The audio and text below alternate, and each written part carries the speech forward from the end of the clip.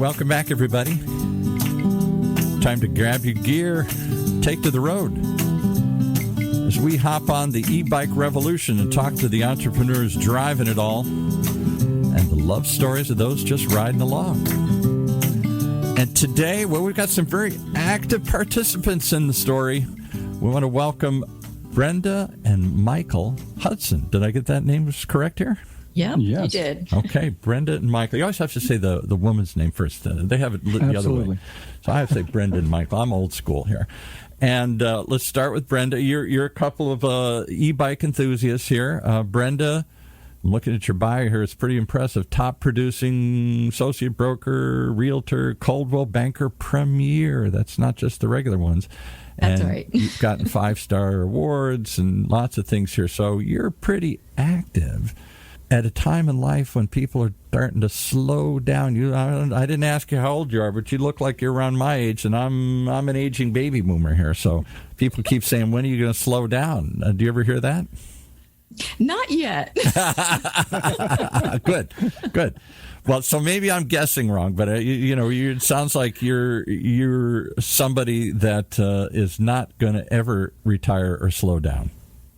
I don't see that coming for me. I am 61 years old, okay. But I'm a very active 61-year-old. It certainly sounds like it, because in addition to all this, you decided that you wanted to get out and start riding alongside your husband, who had been a lifelong road biker.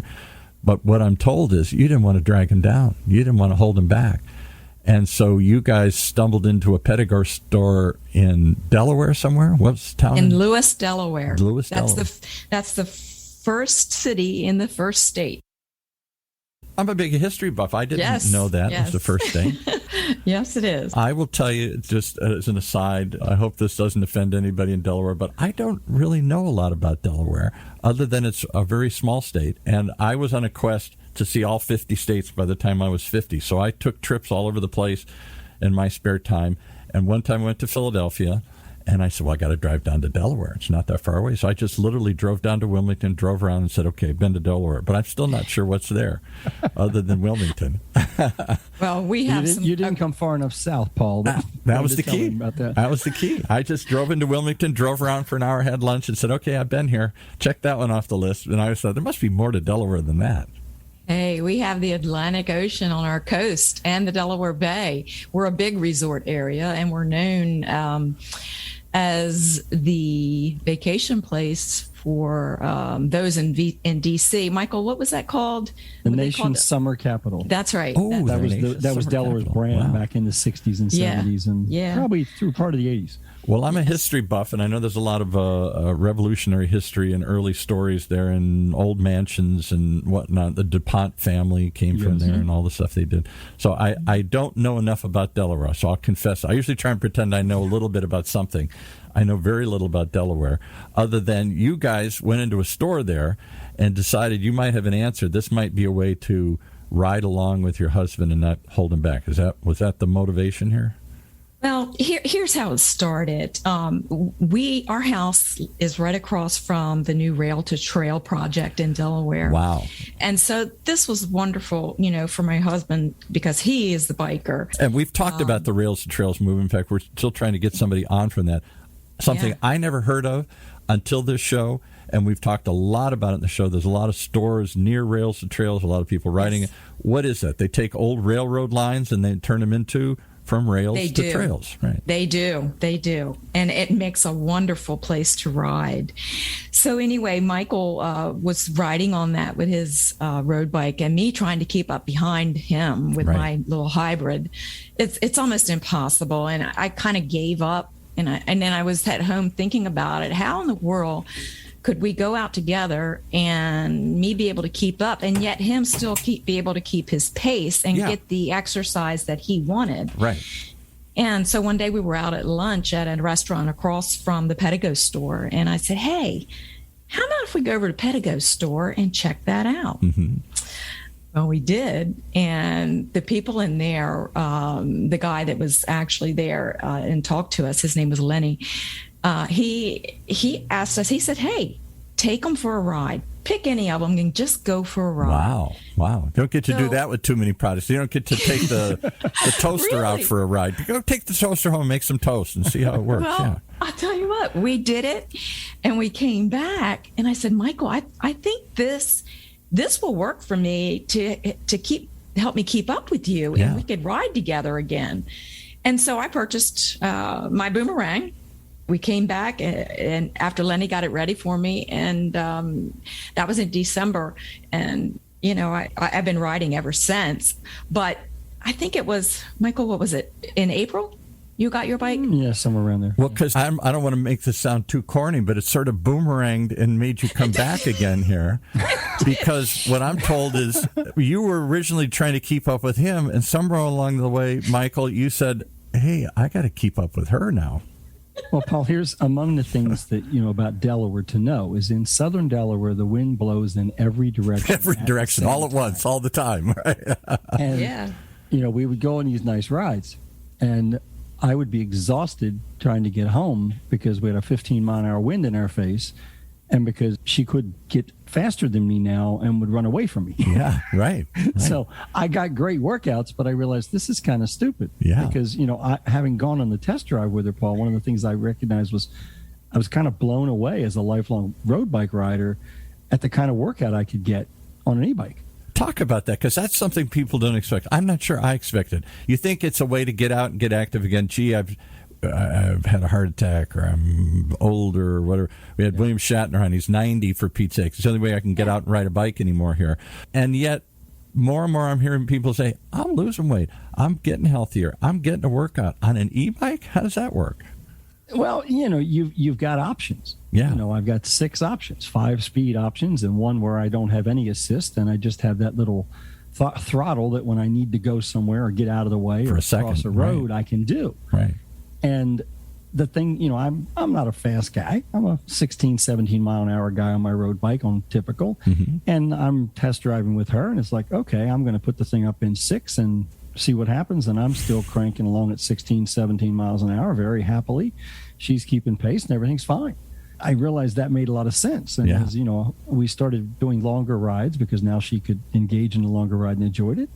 It became a challenge occasionally to get back home on the road bike. And I said, since I know I can get a workout, let's go take a look at them again. And so went and bought my Ridge Runner and love every minute of it. Is that part of this, the benefit that we don't think of? It isn't just that it gets me out. It gets me over the hurdle. It gets past the excuse. Oh, I'm too tired. It's too far. My legs hurt too much. I'm not 20 anymore here, whatever it is. But that I'm going to go further. And in the act, I am pushing myself and not just the bike. Yeah. And it gives you that thing, Paul, where for me, I like to push myself right to the edge. Mm-hmm. But there's nothing worse than being 7 miles from home and going, I've pushed myself a little too far today. Pushed myself over the cliff here. I can't cut back up. Look, Paul, I'll let her tell you, but there's been 2 or 3 times I've been laughed at mightily when I had to call and surrender and say, I don't care. You need to come pick me up. Come get me. I'm not going to make it home. Yeah.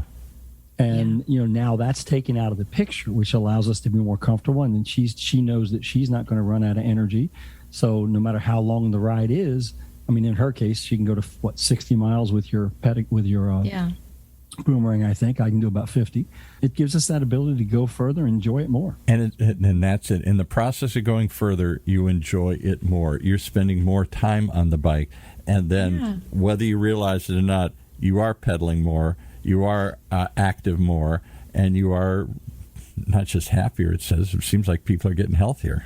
Yeah, and I'll tell you what, we don't have to worry about planning our days so much as to when we can ride, because the wind, that just doesn't make a difference anymore to us. We can go now. And then the other thing, that's very beneficial to us is we have a 16-year-old grandson, and we invited him down a couple weeks ago to go on a ride.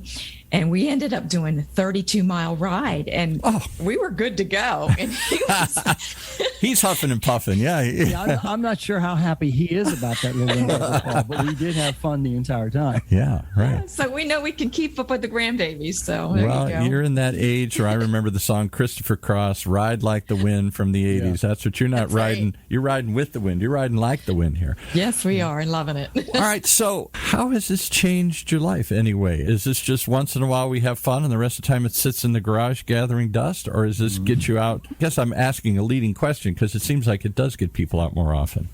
It does. It does. Because I got a beautiful bike, by the way. I got a beautiful road bike, too. I hang clothes on it in the garage. It's a great clothes hanger. We got one for sale. Paul, I got one for sale that you can actually ride while you keep the clothes in. There, yeah. I mean, I really had all the best intentions, and I rode it when I was younger. I'm 66 now here, and I rode it for many years. And somewhere along the way, it was harder to ride it, and I rode it less. And pretty soon, it's just hanging from the ceiling on those hooks, so I can put the car under it. And it's been a while since I brought it down, like really long. And that's bad. That's sad. Paul, for me, one of the things that's interesting, I had we'll call it a privilege/experience of being hit by a car while cycling in 2008. Oh, my God. Yikes. Yeah. Okay. And, I can tell you that will change the way you view cycling. Yeah. My cycling had declined a lot. Then the trail came, and then our joint efforts were not, what they were. But I feel so much safer with that safety valve of knowing if I have to move in a hurry and get somewhere. Interesting. Yeah. It doesn't matter how hard I've pushed myself that day or how much workout I've done, because I've got that ability to press a lever and get that exertion, or I've got an ability to, ramp up the amount of assist it's giving me so that I can ride further and still enjoy it. We had somebody come on a show, and I guess I didn't really understand that till you said that. And he said it wasn't just people think, well, gee, more speed gives you a chance to get into more trouble here, so I'm going to go faster. But he said he viewed it as a way to get out of trouble. Yeah. Yes. If you're at a stop and you're waiting for cars to go by, and now it's your turn, you can quickly hit your throttle and get across that intersection, and that makes me feel a lot more confident in knowing that I'm going to make it across there before the next car comes. Interesting. Yeah. All right. Well, and I love not having to clip in, Paul. I mean, look, I liked my clips when I was riding my road bike, but I love not having to clip in. Yeah. And that little bit, we always just glance down a little bit to make sure the shoe gets snapped in. Yeah. Well, I don't do that now. Yeah. When I get across the road and I know some moron's not going to come flying faster that I missed with my eyes and get me. And that really happened, it sounds like, in real life to you here. Wow. All right, so it sounds like you've learned something along the way here, which is only appropriate because I'm looking at your card and they call you the professor. Why do they call you the professor? He is. Well, Paul, I'm a recovering college professor. And for those okay. All right. For those who don't understand, that's a very, very long recovery process. It stems for me from a complete allergy to bureaucracies for the long term. Oh, boy. And that's what colleges are built around, is bureaucracies, at least the ones I went to. Yeah. Absolutely. So, I left that world, became a full-time professional speaker, coach, and consultant. I still do that. The current role I have, which I had the privilege of talking to the founder of Pedego, Don, about a few weeks ago, when I had the privilege of meeting them, and that we help companies develop leaders because that's what I believe in, that the world needs better leaders. We need more leaders. And we're just looking for leaders. We never want to. That was the big push that for years Jack Welch always preached at GE, supposedly. We're going to develop leaders. We're not just going to go poach somebody else's leader. Absolutely. We're not just going to run an ad say, come, we're looking for leaders here. We're going to develop leadership. That's a whole different. That means an investment that takes time. I don't know. Do companies have the investment or the time anymore? They just want to go get it done, it seems like. Well, I think what we're discovering, Paul, is there's a deeper and deeper desire to recognize that people matter more than we used to think they matter. Right.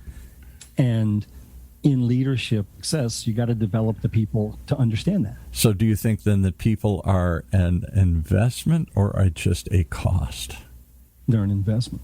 Because too often companies see them as a cost, and I'm going to save cost, cut cost. That means cut people, right? And that person who feels that way, Don or Paul, we would say, you're not our client.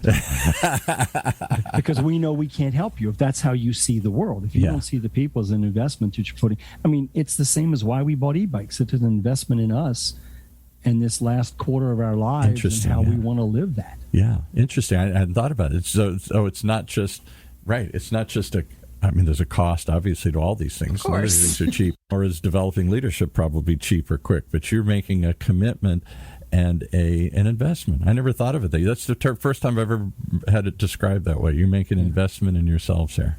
Interesting. And we made an investment into our future, too. I'm just like the little thing of we just bought a bike rack that is suitable to take both of our bikes if we want to go on vacation and take our bikes with us. How could we not? Yeah, right. Yeah, right. Exactly right. As one turned into another, I remember years ago when I bought a boat and I thought, I'm just going to buy a boat. And then pretty soon I had to buy skis, and then I had to buy jackets, and then I had to buy a trailer, and then I bought this. Pretty soon it became, I got a lot of stuff invested in this, but one turned into another. Is it like that? So Paul, before I let Brenda tell you the real truth, I gotta say, oh, come on, Brenda. All right.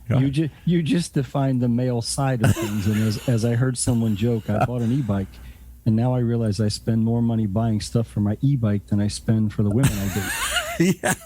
That's not my case, but I'm sure Brenda can share far more insight into the true answer to your question. All right, Brenda, it's back to you. What's the true insight here? Is this an addiction once you get it?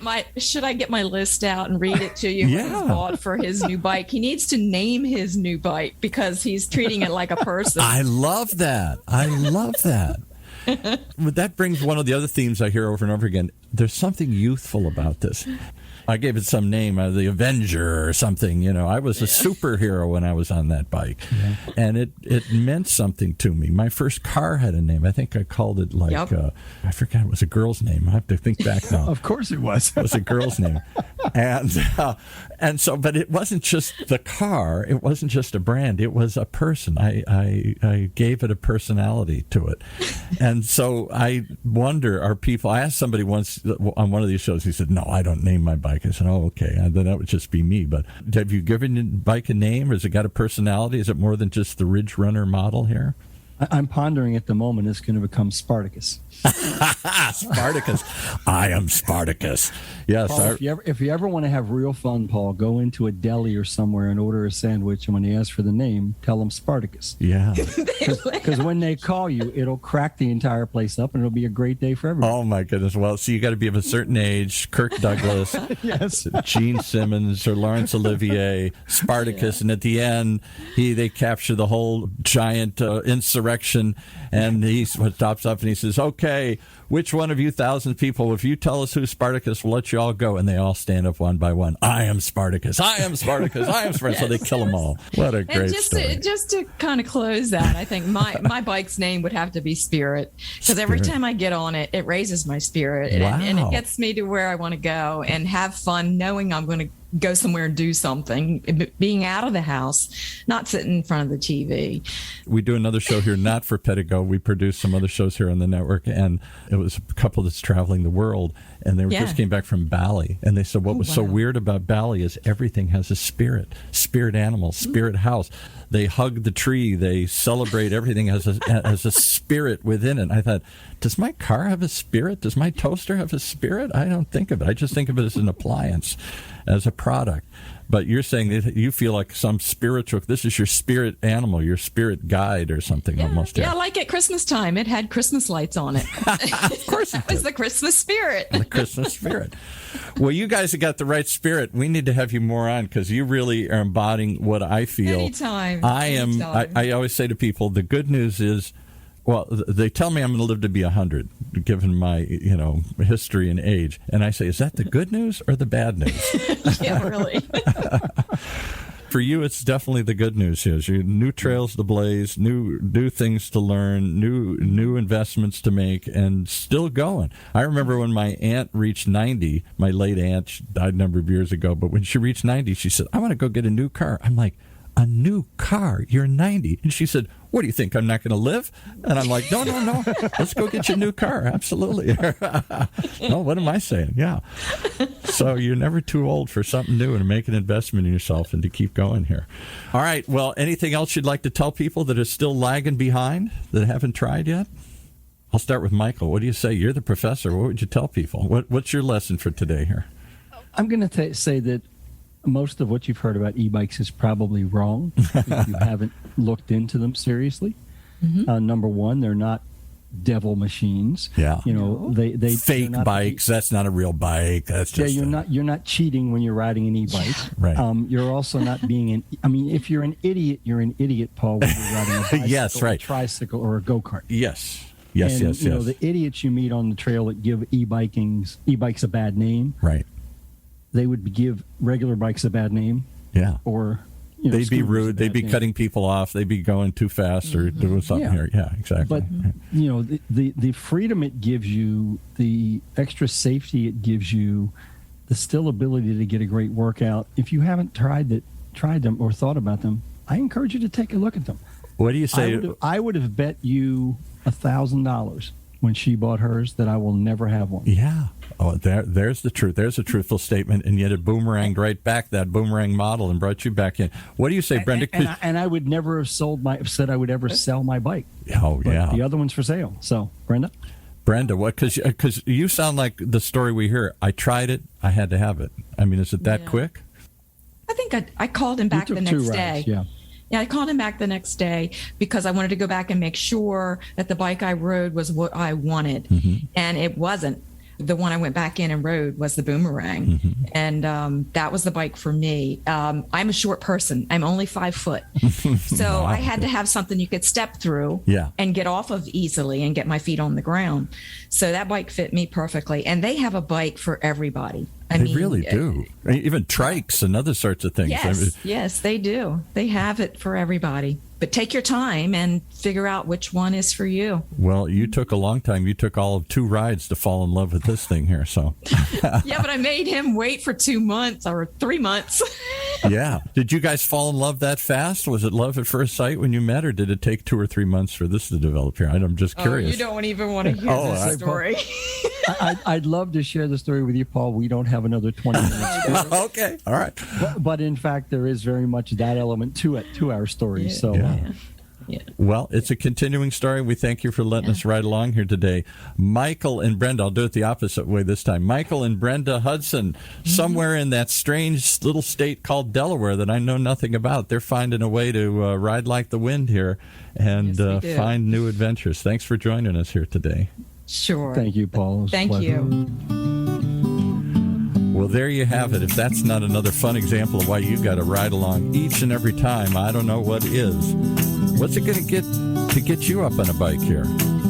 Or to go try one? Ride along. There's an e-bike revolution happening, and we're chronicling it each and every week here on the Pedego Podcast, brought to you by Pedego.com.